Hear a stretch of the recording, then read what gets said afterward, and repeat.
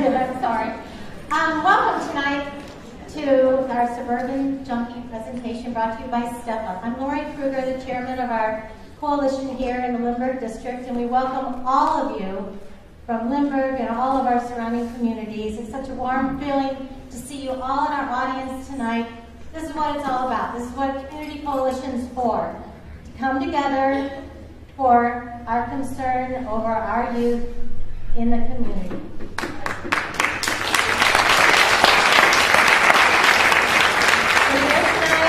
We're here tonight for those kids, for our sons, for our daughters, for our nieces and nephews, for the students that we teach, for all those kids, so that we can better learn what it's all about, what's out there, what we can do, how we can help, what we can be aware of, so we can get educated and be aware. And the best person to do that is someone who's been through it, who's continuing to go through it, and has an amazing story to tell. So without further ado, you didn't come to listen to me, you came to listen to Jude Hassan, and let's welcome him with a big round of applause.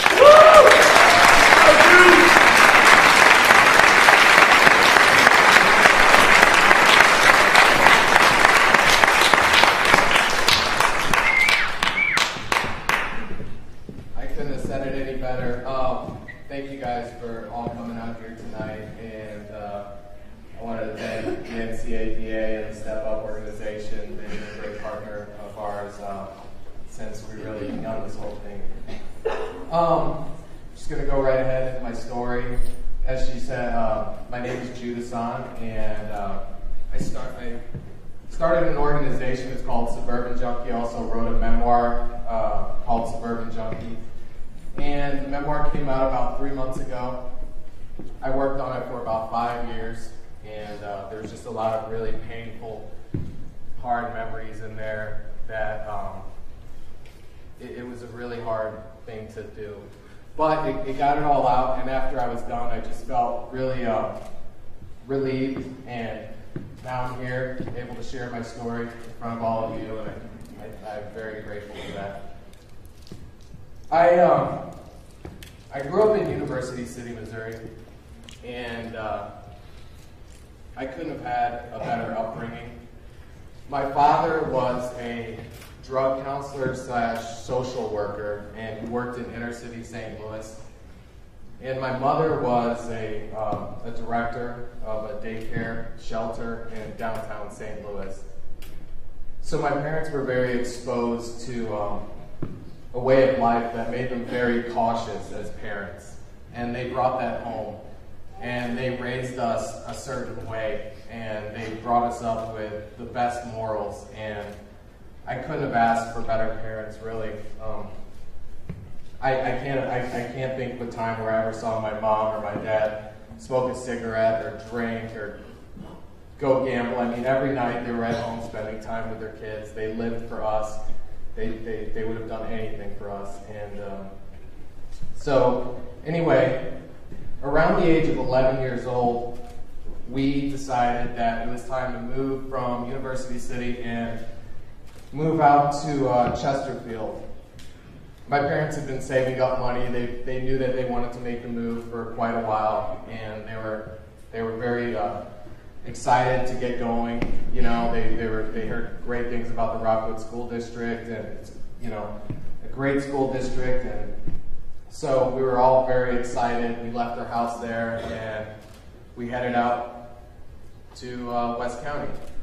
And I entered middle school at Crestview, and I was kind of a loner. I didn't have too many friends. I was the new kid, so I really just stuck close to my house. And it didn't bother me. My parents, I loved spending time with them. They were everything to me. They really were. I could stay with them 24/7 and never get bored. I was like a real mama's boy. I enjoyed every moment. But after around 8th grade or so, it got a little old, and I started craving more of a social life, and friends became more of an importance to me. And that's kind of where I became open to like hanging out with people that I probably wouldn't have hung out with. So I went to high school, Lafayette. First semester was great. Made a almost 4.0 grade point average. I was, playing sports. Everything was great at home. My brother had just went off to college, and I had a younger sister, and we had a great relationship, and everything was picture perfect. But like I said, I was craving that social presence that I hadn't had in my life, that I lacked. So one day, somebody that I played football with came up to me, and he invited me to go and hang out with him at this party. And I was ecstatic. I was like, yeah, of course, definitely, I'm definitely going. I told my mom, that was the first time I ever lied to my parents. I told my mom that I was staying after for football, to watch a football game, and so that was that. So I had the whole night, and I jumped in the car with my friend, and we headed out to this party. And before we even got there, he started rolling a joint, and I was really nervous. I started shaking. I knew it was wrong. I knew I wasn't supposed to be that was the last thing I was supposed to be doing. Growing up with a father as a drug counselor, I knew, weed was completely off limits. It was against everything that I'd been brought up to do. And anyway, I just pushed myself to do it. I knew it was wrong, but I pushed myself to do it anyway. And I took a few hits off the joint, and I just acted like it was just a normal thing, and that's kind of where things started to decline. After that point, we showed up. We got to the party, and I started drinking, and that was the first time I'd ever drank alcohol at all. My parents were very religious, and they didn't drink. They didn't do anything, so alcohol was basically a sin. I got drunk. I got high, but more than the feeling of that, I just enjoyed the attention. I enjoyed the party scene. I enjoyed how it felt to be in the midst of all these people that were popular in high school, and it just drew me in. It was like a magnet. And after that night, I just craved more and more and more, and I wanted more friends, and I wanted to be popular, and I wanted to just attain this status at school where I was, people looked up to me. And unfortunately, in my way of thinking, I thought that being popular was, the kids who smoked weed and got high and who didn't care about grades or anything like that. So that led me down a really dark path. I started hanging out more with these kids, started making more friends, and I continued to smoke weed. I didn't really like drinking that much because it made me sick, but I liked smoking weed, so I made that my thing, and I obsessed over it. I smoked nonstop. I would, smoke before school, after school, during school, anytime I could get. I would go and smoke and get high and go to class, and I was really well at hiding it from my parents. They knew nothing, even though my father was a drug counselor. A lot of people say, how could your father not have known? Well, my dad was busy making money. My dad was busy working. He couldn't be there 24/7 to watch me. Plus, he might have been maybe in a little bit of denial. I don't know. My grades started slipping a little bit here and there. Anyway, eventually my grades fell off a cliff. I went from a near 4.0 to a 0.50 grade point average in less than a semester. I mean, it was done. I didn't care anymore. I'd lost all my ambition. To make good grades. I didn't care. My priorities shifted from college and a home life to getting high and girls, and that was it for me. I was just stuck in this way of thinking, and I couldn't. I was just young and, in my case, stupid. So anyway, my grades fell off a cliff. I still managed to keep that from my parents. I'd forge their signatures. I'd intercept phone messages from the principal. Got really sneaky and manipulative. And eventually that took me to heroin. Same scene. I went to a party, and that's when it came up. It was just, somebody introduced it to me. and I didn't hesitate. I knew it was heroin. You know, the stigma attached to that drug is so strong. It's the worst of the worst, but for me, it was just do it. You know, you don't want to look bad in front of your friends. You don't want people thinking badly of you. You don't want to fall out of this group that you worked so hard to get into. So just do it. Everything will be okay. And I did. And I sniffed a line of it and just fell asleep. Really, I didn't feel much from it. It just put me to sleep. Didn't really enjoy it, and that was that. But after that, it opened up so many possibilities and so many new things to me, because I'd done heroin and I'd lived and I'd survived, so nothing else mattered. I'd done the worst of the worst, so what, you know, nothing could hurt me at that point. I felt invincible.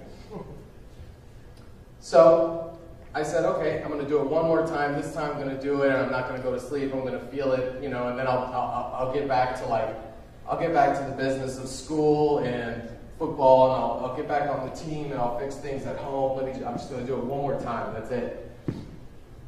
So I found my friend, and we went downtown. At this point, you know, the drug wasn't really out in this area. You have to really go down, you know, downtown North St. Louis or downtown somewhere else and get it, and put yourself in some really awful situations. But we went down, got it, and that night that's when I ended up really getting mentally hooked.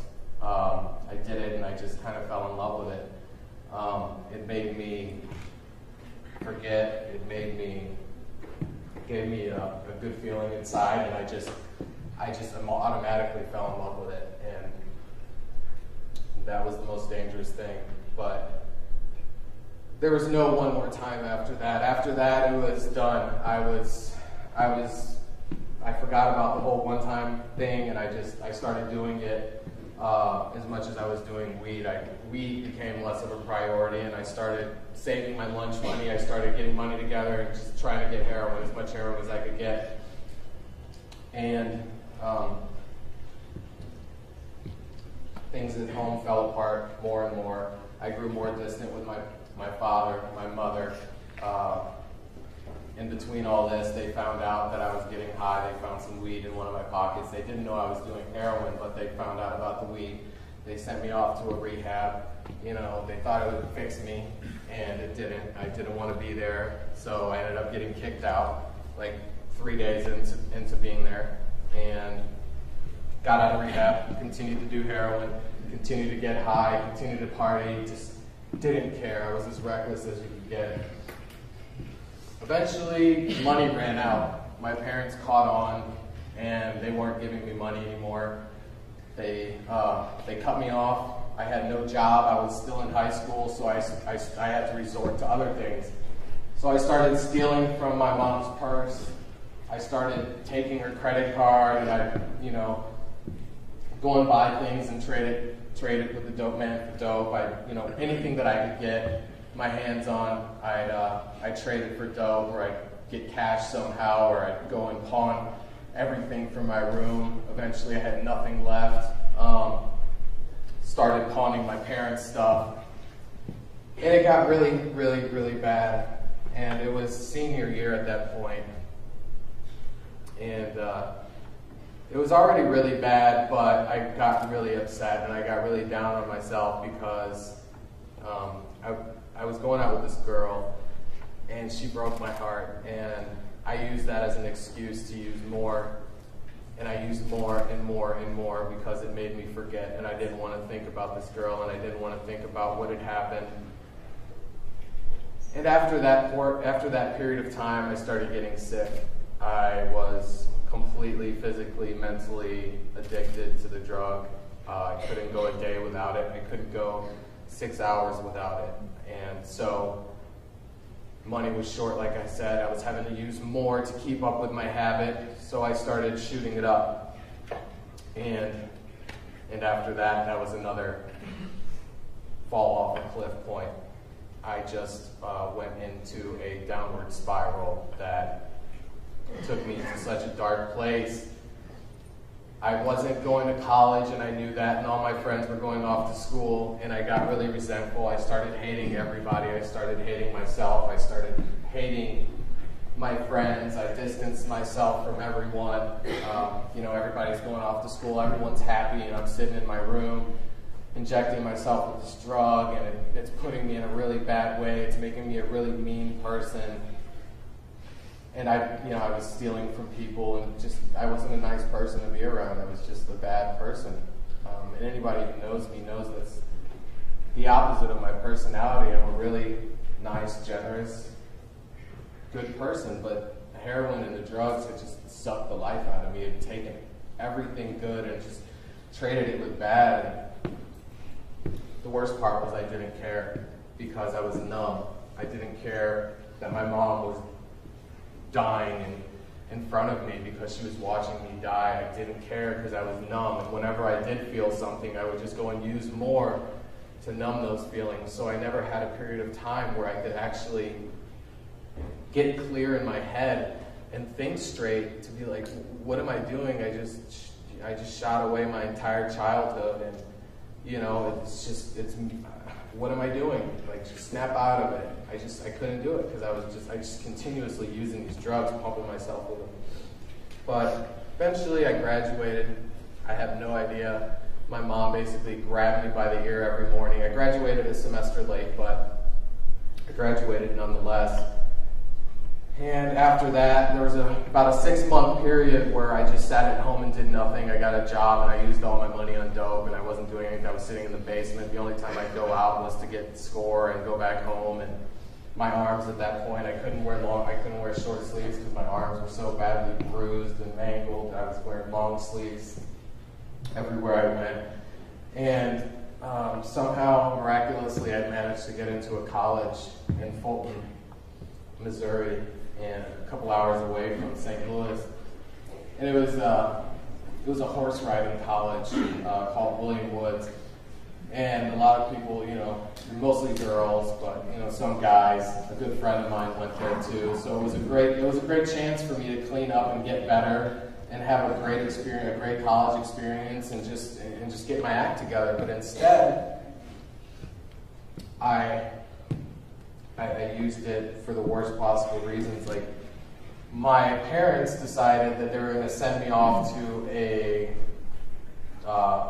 rehab center where they did really quick detoxes. They'd get you in for 3 days, pump you full of methadone, and then send you on your way. And it was on the east side, and I told my mom, I was like, Mom, just send me there, I'll get clean, and once I get clean, I'll be able to do well in school, I'll pull it all together, all I need is for this stuff to get out of my system. I didn't realize how mentally sick I was. So when I went into the hospital, but I didn't go in there thinking I wanted to be clean. I actually took heroin into the hospital with me. And these doctors are pumping me with all these detox medications that you can think of, so I was already out of it. There was no way I would have felt sick from the heroin withdrawals. I was just mentally, I needed this drug.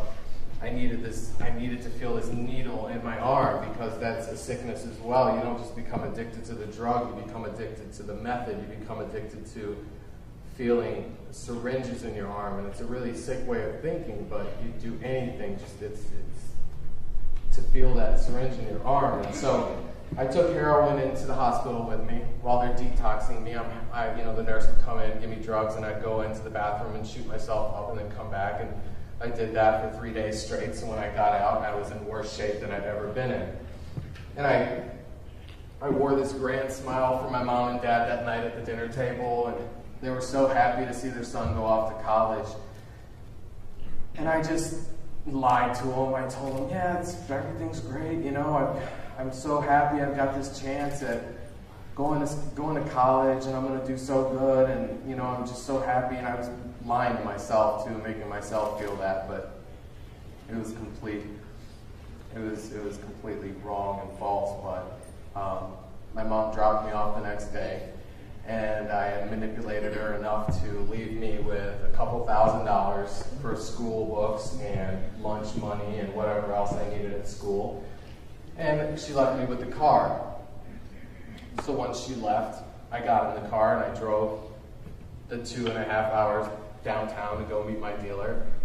And the stuff was calling me. And I went and I spent half my money, went back to school, and started shooting up in my dorm room.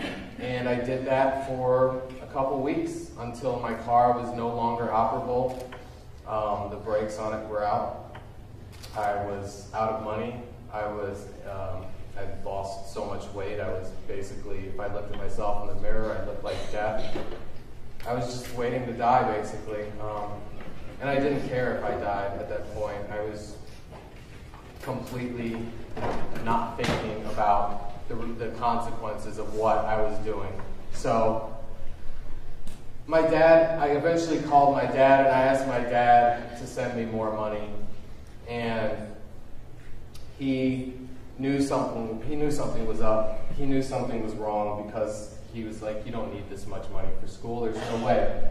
And he went with his gut feeling and he showed up in my dorm room. He flew all the way from Virginia. He was in Virginia working at the time. He flew from Virginia and showed up in my dorm room doorstep the next day.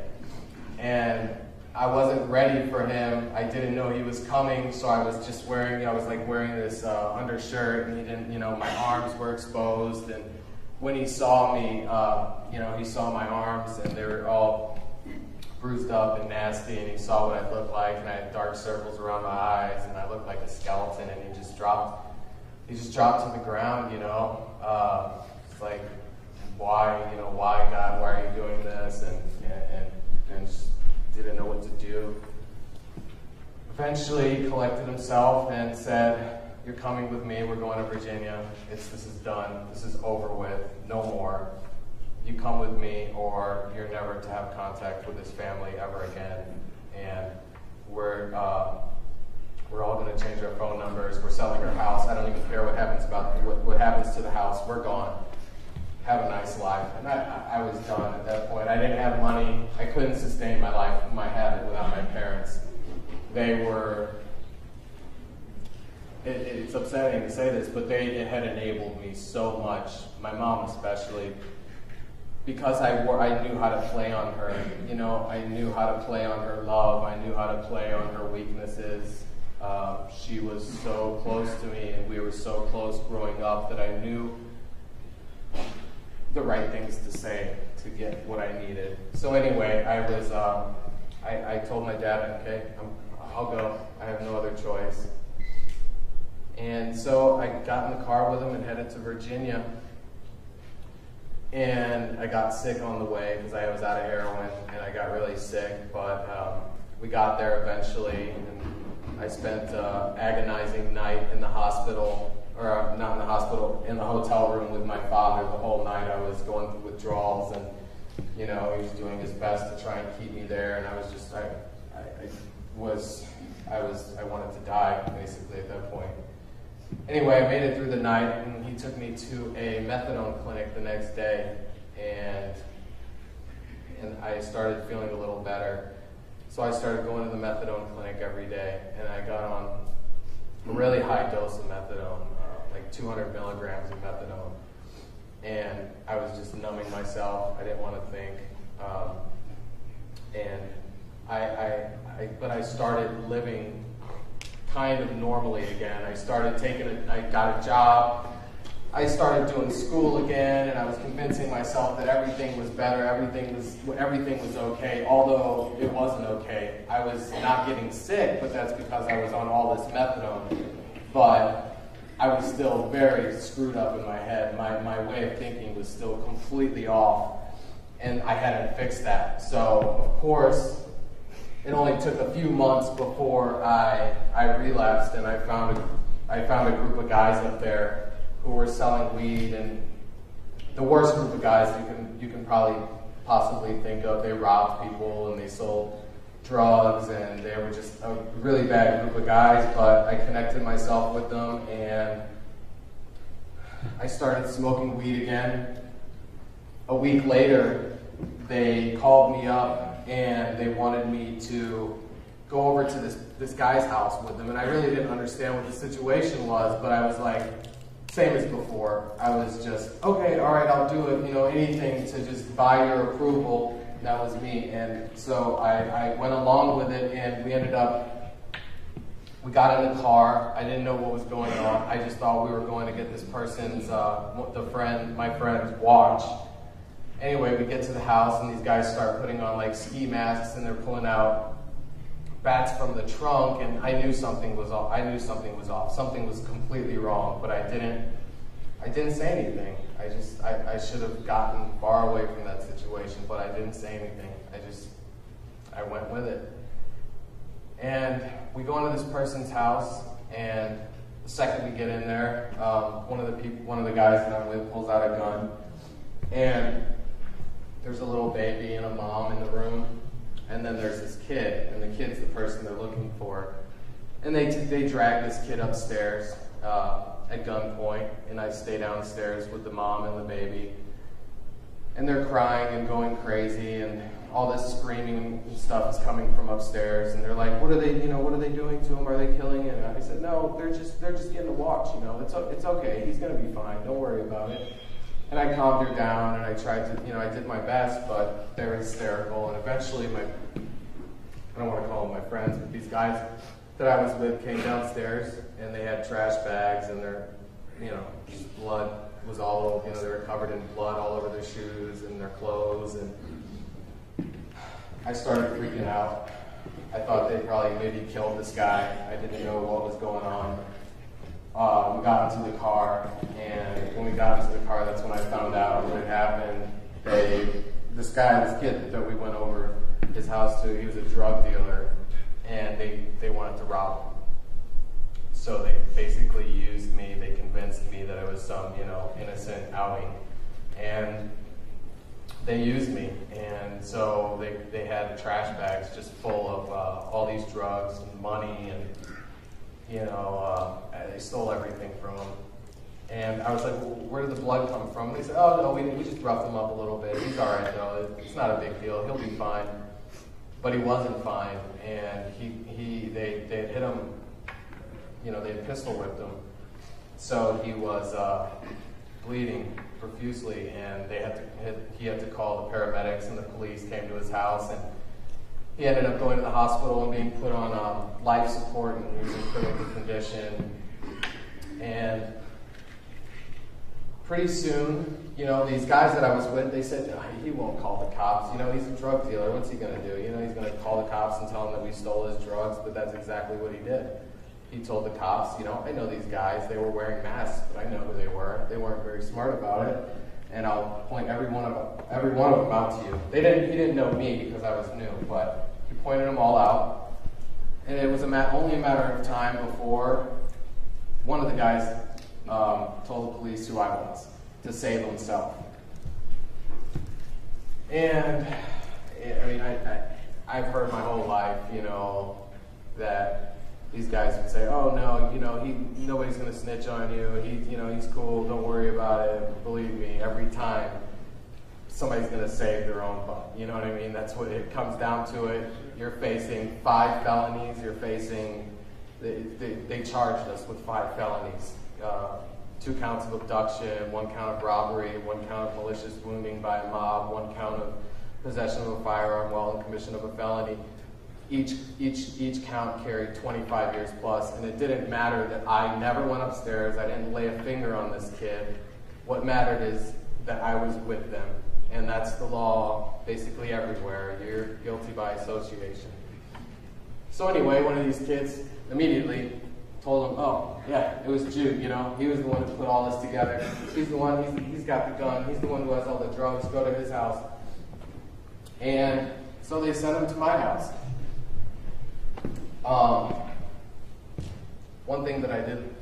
One important thing that I did leave out, my dad, right when I moved to Virginia, on the ride there from college, told me in the car that he had been diagnosed with cancer. And he told me that he didn't know how much longer he had to live, and it was a really aggressive type of cancer. And he told me that's why he came and got me from school, is because he wanted to see me get better before, if he inevitably died. And he at the point that So when the police busted into the house looking for the gun and the drugs, my father had just gone through chemotherapy treatment. And the police, they thought there was a gun in the house, so they came in full force. They came in with their, assault rifles and ski masks on and scared the crap out of my family. And my sister was home, and my mom and my dad, and they dragged my father upstairs, and I wasn't home. But my mom ended up calling me frantically and said that police were at the house looking for me, and I needed to come home. So I did. I turned myself in the next day, and like I said, I was facing 5 felony charges, and I was done. I was facing the rest of my life in prison, and I was 20 years old. I was a kid. But anyway, after I turned myself in, they took me to jail, and I was on, like I said, a really high dose of methadone, and I don't know how many people are familiar with methadone, but it's a very strong medication. It's like heroin, but the withdrawals from it are like times 10. They're the worst withdrawals you'll ever feel in your life. But I went in there and they didn't give me methadone. They didn't give me anything. I was in jail. I had to sweat it out. So for 5 days, they gave me a jug of water, and for 5 days, I progressively got worse until on the 3rd day I was on the floor. I couldn't move. I was laying in my own throat. I couldn't move. I wanted to die, and I was just begging these guards. I was begging them to let me out, to just give me some medicine to help me get better, or please, I told them, please, I'm a kid, please just let me out of here. Like, I'm sorry, I didn't mean to do what I did, just give me another shot. But I didn't really understand, what I had done. I didn't understand that there was no going back. I had done what I had done, and I had to deal with it. I wasn't a kid anymore. I felt like a kid because during my whole childhood, I was on drugs. So my whole, when your brain grows and your whole natural progression of childhood, it was done. So I was basically still a kid in a 20-year-old body, but they didn't care. They let me sit there and just lay there on that floor for 5 days and 5 nights until eventually my mom put the house up in exchange to get me out of jail. After all that I'd done to my parents, after everything that I'd done to my parents, my mom still was there for me, and that's the only, that kind of love you're only going to get from your family. But she came and got me, and I went to my house, and I saw my dad, and he was laying on the couch, and he was just in really bad shape. He was a twig. His muscles had atrophied from being bedridden for so long, and he couldn't move, and he was on morphine, and he could barely speak. But I told him that I was going to make things better, and I was going to make him proud of me, and that I was going to get back on the right course. And I just told him, please don't die. Just give me a couple more months. I want you to see me get better. I promise you, this time I'm serious about it. I'm going to get better. And I really was. At that point, I'd had enough. I couldn't go anymore. I couldn't do it. I was losing my hair from the stress. It was just falling out in chunks. I got out of jail, and I told myself that I could never, ever submit to something that would put me in a situation where if I didn't have it, I would be like I was in jail. I wanted to get off everything. I wanted to get off methadone. I wanted to clean up. I wanted to do it right then and there. And I did. I got out of jail, and I slowly got off methadone, very slowly. And I got on a medication called Suboxone. I got a job, but this time it was different from the times before, because this time I was I was so passionate about getting better. It was me who wanted to get clean. It wasn't my parents who were telling me to get better. It was my decision. It was my choice. I was so sick of living a lie and living like if I didn't get my drugs, I was going to die, scrambling around and stealing and lying and manipulating. I couldn't do it. So I got better. I got into treatment this time. I went through the program the right way. I took Suboxone as it was directed. I didn't, overuse it. I didn't abuse it. And I found out a lot about myself after that point. My head got clear. I started finding out what kind of person I was. I didn't even know myself because I was always so high. I didn't even know who I was. But after my head got clear, I found out that I had certain hobbies and there were certain things that I liked, and I was still a really good person deep down. I was just really, really sick. And I'll say this though, not everything got better overnight. It was a very long process, and I'm still to this day, I'm working on it. But I watched my dad slowly pass away, a very, very agonizing death. And it was torture because he got better and his cancer went into remission. And we got really happy, and then we neglected to go to the doctor for 3 months, and when we went back to the doctor, the cancer had spread to his entire body. It had gotten into his lungs, and at that point, it was basically say goodbye to your dad. He's done. And that's what we did. I stayed home with my father, and I made him my priority. He'd been a great dad to me, and I had abused him, and I had held my family hostage for my entire teenage years, and I had so much to get back to them, and so I stayed home with my dad. And then when he passed, he was in the basement of our house, and I told him goodbye, and that he never had to worry about me again, and that I was going to take care of my mom. And so I have held that promise till this day. I'll never do another drug. I know that's reckless to say, but the way I feel right now is you basically have to put a gun up to my head to make me do anything that would alter my thinking or put me in a situation where I'd go back into that, because I know if I start using again, it's going to be suicide. It's going to be death for me.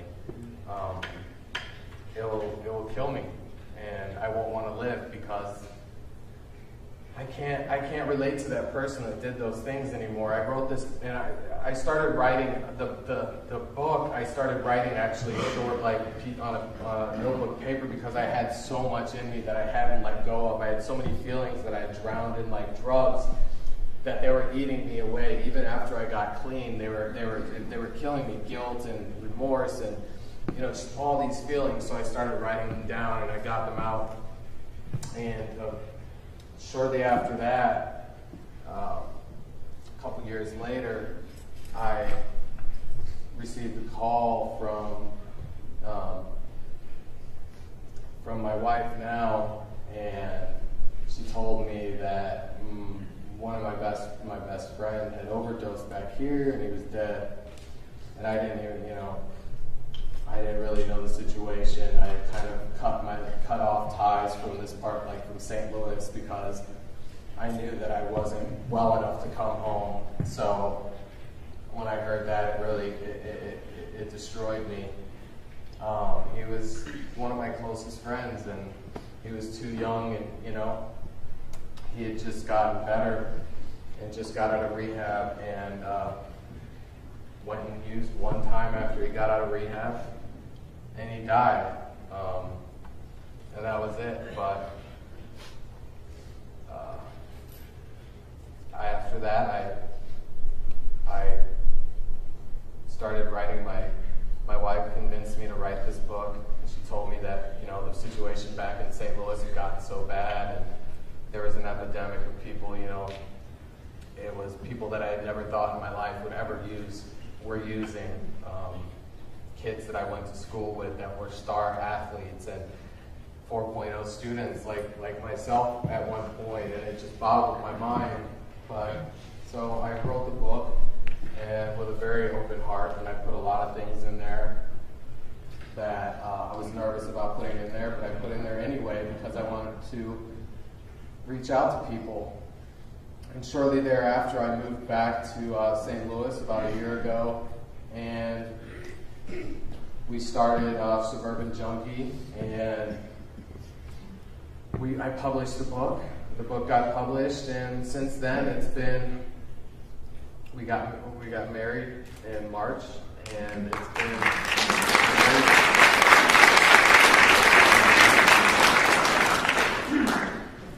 but yeah, I mean, I still look back on that period of my life, and it just doesn't seem real. Even when I talk about it now, I kind of distance myself from that person because it doesn't seem like I did those things. And there's a lot of things that happened, obviously, between that period of time that I was using that I haven't gone into detail about. But there's just nasty, awful things that I did to get my drug, to get that drug, and people, I stepped on people, I just, you know, I stole, I hurt everyone in my life, and mostly I hurt myself. I killed my chances of going to college. I did a lot that can't be undone, but I can't live my life regretting. I'm just trying to move forward, and right now things are great, and I'm happier than I've ever been.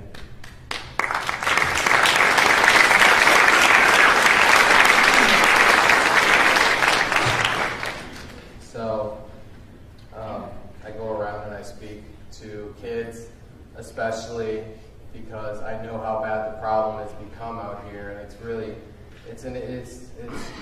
really big issue because heroin has become a party drug, and whenever kids are abusing a drug like heroin at parties, it's a really bad situation. And it's a new, clean, different form of heroin now. It's so potent, you don't even have to, most of the people actually that I know who have overdosed and died were sniffing it, not shooting it. And a lot of them, it was their first time doing it, and that was it for them. And a lot of people don't realize you can't take it back. Once that stuff's in your body, it's in your body. There's no taking it out, it's done, you know? So, yeah, I'll do questions and answers for a little period of time here. Did you want to come up here, Rachel? No? Man, Jude. Yes, the microphone's here. If anybody has a question for Jude or about the book, I know we had a supply that we were hoping to get tonight, but yeah, the book, I ordered about 100 copies and from the publisher, and they didn't come in time. The book, all you have to do is if you Google Suburban Junky, and it's Junky with a Y at the end, you'll get like 10 different ways that you can buy it. Amazon is probably the most popular, Barnes & Noble. You can, it's available in hardcover, paperback, and for your e-reader, so you can download it to your computer, to your Kindle, to your Nook, your iPad, whatever. But it's available. I do apologize. I was trying to bring some to sell, but yeah. Jude, how would you explain the explosion in suburban use? Is it the money to be made pushing it out, or is the demand pulling it out? I think it's a little bit of both, especially in the suburbs where there's a little bit more money. There's more money, and I don't know. I think kids aren't as they're educated, but they're not as educated as possibly some of the kids who are downtown who see a lot of that in their daily life. You know, kids out here, they go along with trends, and that's what I realized when I was in high school. It's very trendy. You know, if a pack of kids are doing it, then everyone will go with it for the sake of popularity or whatever. And dealers they're bringing it out here because there's money to be made. That's where the clientele is. So they've set up shop here and they're making money off of people's misery. And I can't tell you how much money I gave away for this drug. I hate thinking about it, but thousands and thousands and thousands and thousands of dollars. So the profit's there, then the supply will be there for sure. Jude, first of all, thank you for coming out and sharing your story with us.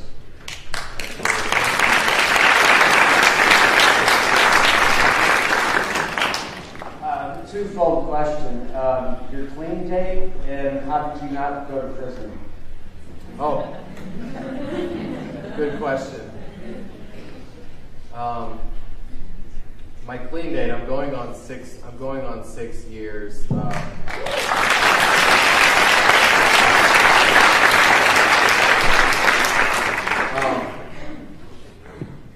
I don't have the exact date because when I got clean, I know a lot of people, they write it down and they keep it. I'm trying to pinpoint it actually, but it's almost 6 years. Just from looking at court documents from when I got arrested to when I got arrested and went to jail. I never used after that point. So it's my day of incarceration basically. I didn't go to prison because up until whenever I had gotten arrested, I had gotten a lot of trouble back here in St. Louis, and I had gotten arrested a few times, but I was a juvenile, so it never went on my adult record. So when I went to Virginia, I went up there without a record, and when the whole thing happened, the lady and the baby who were downstairs, the lady actually testified on my behalf and said, he had no part in it. He was downstairs the whole time. He was being nice to us. He was trying to help us out. He was screaming upstairs to these guys to tell them, let's go. So, it really went in my favor, but it was a 2-year process of going back and forth to the courtroom, back and forth. And every time I went to the courtroom, my lawyer would say, you just prepare, you might not be coming home for a very long time. Any day the judge could sentence you. And once he sentences you, you're not going home. You're staying. They're going to take you into their custody. And that was my biggest fear, was not being able to say goodbye to my father who was dying. So it was really stressful, and that's kind of when I started losing my hair, and I really just started breaking down. But my mom went with me every day to the courthouse. And she was there with me as much as it took out of her. She was right there with me. And the day that the judge announced that I'd served 5 years probation, every year suspended, my mom just nearly fell down to the ground. Our long journey had really come to an end, and yeah, I got a second chance. I've got a felony on my record. I have a felony of abduction because I held these, I went in there and we held these people beyond their will so they couldn't leave. So I have a felony account of abduction, which doesn't help.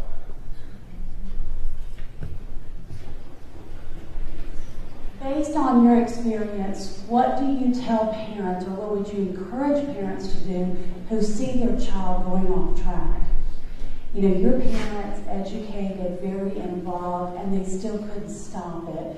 What would have worked for you, maybe? I know you talked about them enabling. What would work with you? What would you tell parents? Talk early and often with your kids about drugs. My parents, as much as they, as educated as my father was about the issue, I don't remember sitting down and having a conversation about drugs. I think he just thought it was a given that I wasn't going to use drugs because he came from a great family. He led by example. He was a great father, a great mother, and that never crossed their minds. I don't remember ever having a conversation about drugs. And then when things started going wrong and they knew something was wrong, they didn't go with their gut feeling. They should have immediately sat me down and just called me out on it and been like, I know this is what you're doing, not in a confrontational way, but just let me talk and hear me out and just keep the conversation going, because after a certain point, my father and I became enemies. We wouldn't even say hi and bye to one another in the house. We just walked by one another because he was trying to keep me from my drug. And that's after it had gotten to such a low point. But in the beginning, there was an opening where I think my parents could have interjected a little earlier. But once I started using heroin, and I think it would have been a really hard situation, because they did. I mean, after they found out, they put me in rehab after rehab after rehab, but I was just gone after that point. So, I just never let communication fall apart. Just always keep communication open, no matter what. And it helped that my parents were always there for me. They had really tough skin, but I put them through a lot. I don't think, I ask myself, if I had kids, would I ever do that for my kids? Could I have my own son steal from me and rob me and treat me like I'm nothing, and just sit there and take that and be there for them in the end? And I don't know I don't know the answer, but definitely for the parents, it takes a lot. I mean, the parents go through more, if not more, than the actual addict. People who love that person go through so much. My mom aged like 20 years in front of me, and I didn't realize it until I got clean, and I looked at her and I was like, it was devastating. I ruined my parents, and yeah. Did you use Visceral at all? Vivitrol? No, Visceral. Visceral? I'm not familiar. Is that the injection of naltrexone? Yes. Yeah, Vivitrol. I remember when I was using, this is only like 9 years ago, it wasn't that out there, it was just in the early stages of it. And I remember talking to a doctor about it, but I never got on it, no. I got on methadone and then Suboxone. If Vivitrol had been, it was like it is now at rehabs and everything, I would have probably done it, because I work at Bridgeway now, and I see, and Vivitrol has become a really huge thing. Really, it's passing Suboxone. Methadone's becoming a thing of the past. And Vivitrol, it's for those not familiar with Vivitrol, it's an injection of naltrexone. And it lasts for like 30 days. And naltrexone is an opiate blocking agent. So you can, after you get this injection, you can go out, an addict can go out and use all the heroin they want. They're not going to get high. It also blocks alcohol, like the drunken feeling of alcohol. So it helps addicts get over that hump where they know they can't use, because no matter what, they're not going to get high. If they use enough, though, they'll kill themselves. They'll put themselves into a coma. But it does help big time, and they're saying it has really great results right now. It's very promising. What would you say was the hardest part about rebuilding your life after the fact? The trust with my family. There were a few aspects, but all the bridges that I burnt with my family, with my friends, that was really hard, because when I got clean, I just wanted it immediately. I was like, oh, I'm clean, just give me back the trust. Why? You don't believe me? I'm clean. Like, I'm doing really good. Just trust me. And it doesn't work like that. You have to put yourself in their shoes. And I put myself in my parents' shoes, and I wouldn't trust me, after everything that I'd done to them. So it took years.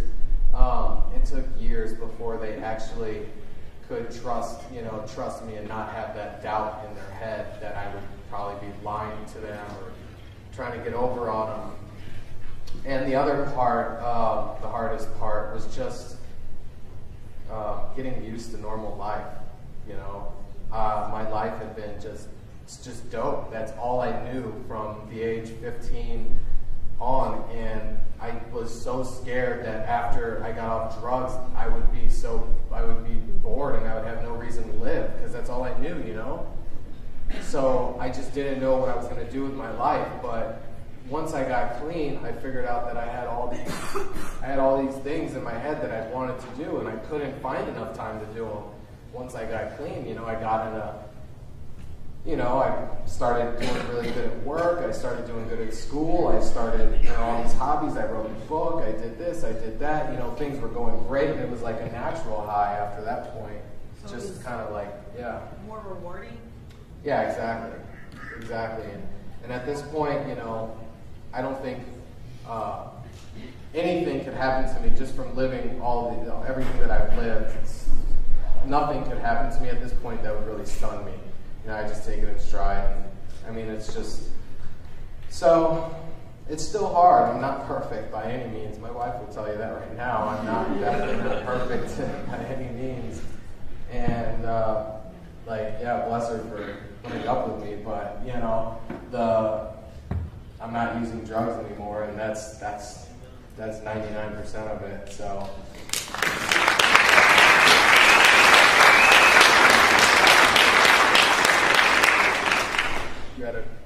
I was just going to make a comment about that Vivitrol shot. Yeah. I was just going to tell her, it sounded like maybe she was inquiring about it, that it also helps with cravings. Oh, yeah. So, yeah. With cravings, big time. Yeah, if you're just getting off of a heroin or just getting out of detox and you need something to get over that edge, you need something to take the cravings away, Vivitrol, they can't say enough good things about it. And there's it's not like, doesn't have opiates in it, it's just straight naltrexone. So the person's not going to get high from it. It just blocks opiates and stops cravings. And so it's, I saw somebody in the back with a question. Oh, I'm sorry, right there. I just want to mention that Vivitrol and naltrexone also work for alcoholics. Yeah, absolutely. With alcoholics, it's also very effective.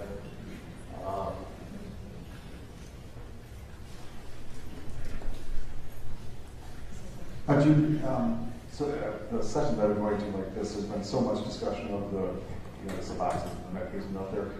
Where are you as far as the 12-step programs, and what sort of path are you on, or what do you prescribe beyond just medications to deal with the drugs?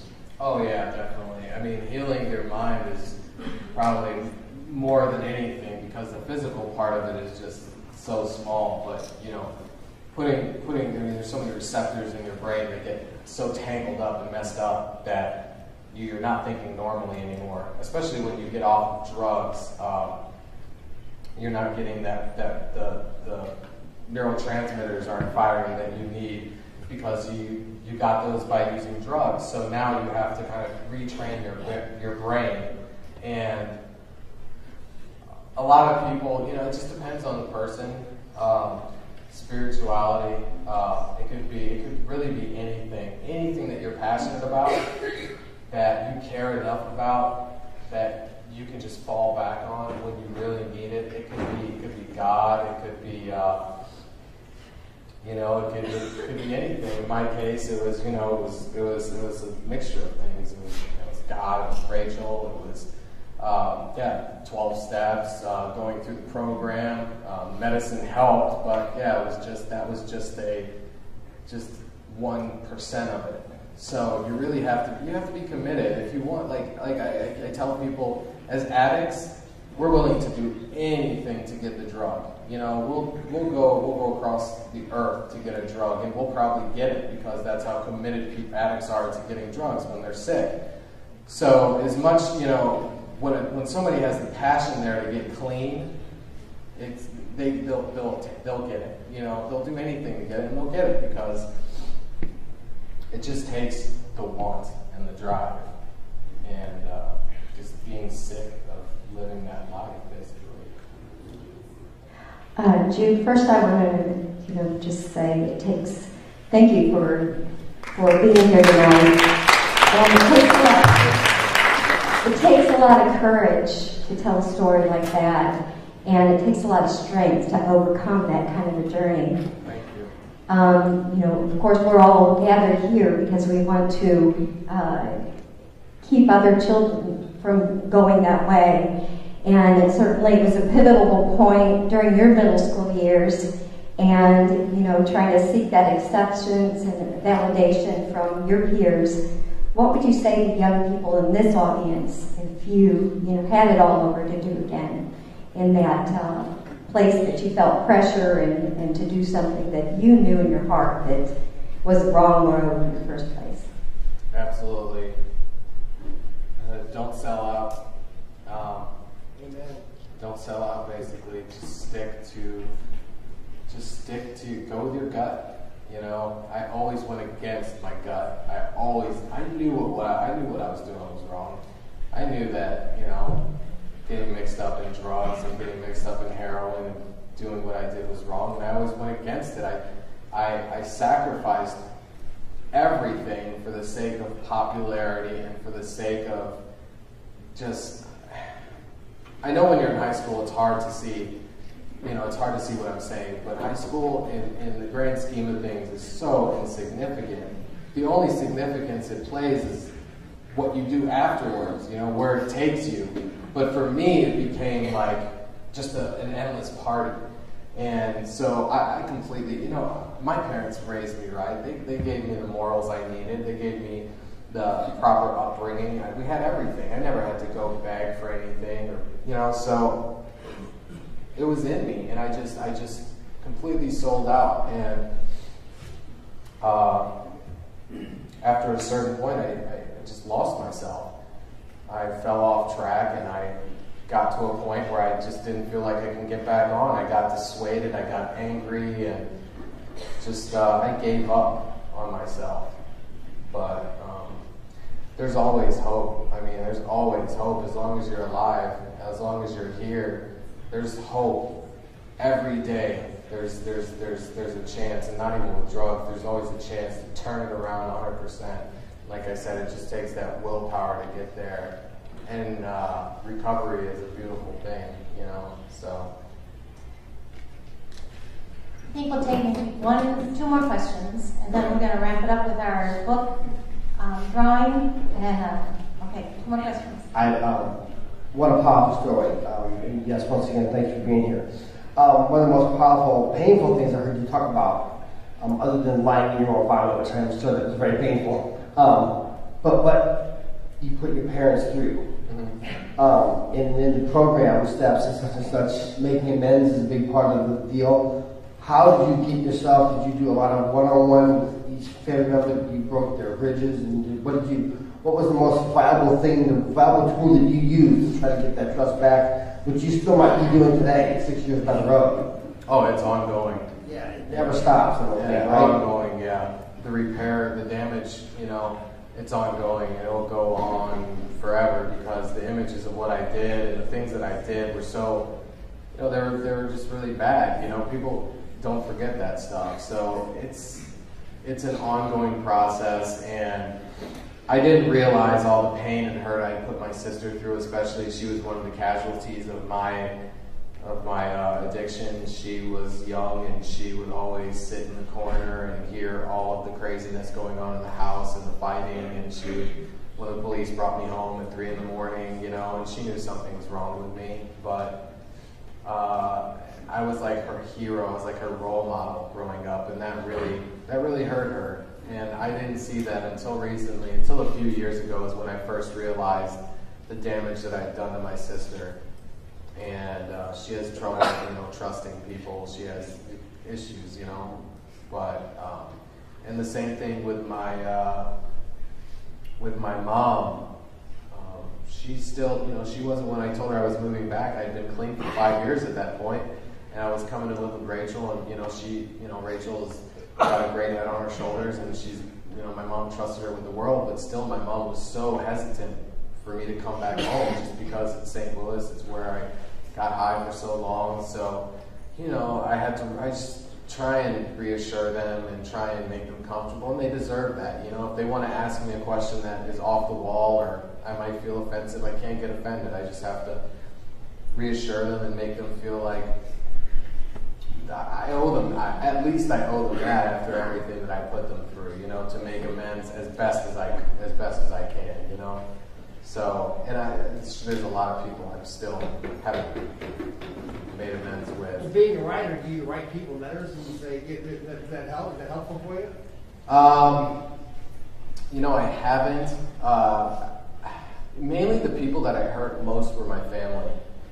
You know, were my family. So I'm sure one day I might, you know, find the people who I've hurt, you know, and just kind of get it off my chest, because I still have a lot of things that I need to get off my chest. And, yeah. Thank you. You're very welcome. Thank you. What was the... For some of the kids in the audience, you said that alcohol was not one of your drugs that you use regularly, but some of these peer pressures really have to do with, like, alcohol being a gateway or other little things. What could you maybe say to the kids that are beginning these new opportunities in high school of freedom from their parents that are, you know, just what can you say about relating to the 13 and 14-year-old brain in here as opposed to the adults who are very grateful for what you're saying? Right. It's kind of, I know, like I was saying earlier, it's really hard at that age to. You get so mixed up in social life, and you think that, you know, these people are going to be my friends forever, and, you know, I gotta do this and I gotta do that to conform, and that's where things go wrong. Is when kids that young they do things to conform and try and just fit in with a certain crowd, and that's really where I went wrong. Is I stopped doing what I knew I was supposed to do, and with alcohol, and it's a fact of life, you know. It's been that way for, I'm sure, ever since you guys were children, you know. Parties, high school parties, there's things going on that I'm sure shouldn't be going on, and it really just it goes to the upbringing a lot, big time, and also that child and their decisions. You know, you can't be with them 24/7 as a parent. There's no way. It's just not possible. So after a certain point, you just have to feel confident enough to know that they're going to make the right decisions. And, you know, if they make a wrong decision here and there, it's life. You live and you learn. The problem with me was I never learned. I always made the same mistake and the same mistake, and I never bounced back. I never learned. I'd make the same mistake and make a worse mistake. So just learn from your mistakes. Just do your best to kind of see past high school and see past middle school, and just really set your eyes on just one thing that you're really trying to achieve, and don't let anything knock you off that. So it's really important, because before you know it, you're grown up, and the world is not so forgiving anymore. Believe me, once you start growing a little hair on your face and you've got a deeper voice, people aren't going to forgive you like they forgive you when you were younger. So just limit the amount of mistakes you make, and just learn from them.